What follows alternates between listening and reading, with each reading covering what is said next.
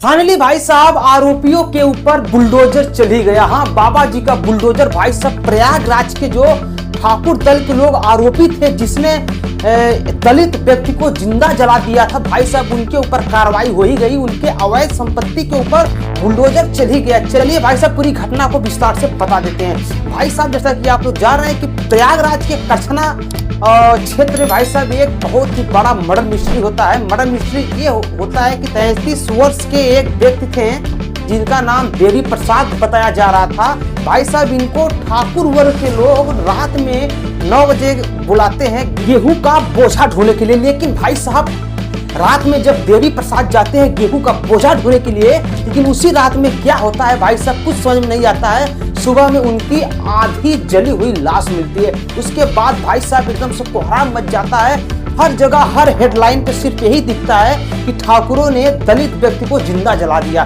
भाई साहब ये मैटर इतना तूल पकड़ लेता है कि उसके बाद भाई साहब शासन प्रशासन पहुंचता है और बॉडी को अपने कब्जे में लेकर पोस्टमार्टम के लिए भेज देता है। इसलिए भेजता है कि एक चीज को पता चल जाए कि पहले मार के लोगों ने जलाया था या जिंदा ही जला दिया था। भाई साहब ये सब खबर लगाने के बाद लेकिन भाई साहब परिजनों का सबका यही आक्रोश था कि न्याय होना चाहिए, उनके घर पे बुलडोजर चलना चाहिए।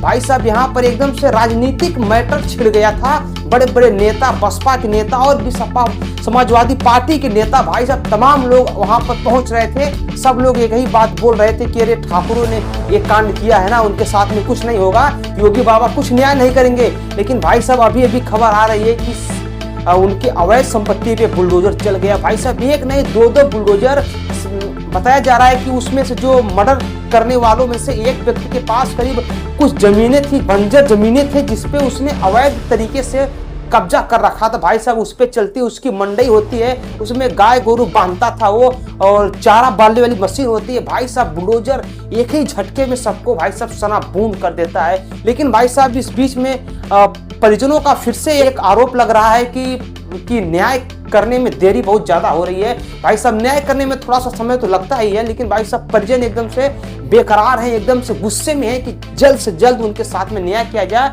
भाई साहब बात तो यहाँ तक पहुँच गई है कि कुछ लोग तो ये बोल रहे हैं अगर प्रशासन से कुछ नहीं हो पा रहा है तो उनको बाहर ले आइए, अब हम लोग सामना करेंगे, अब हम लोग न्याय करेंगे।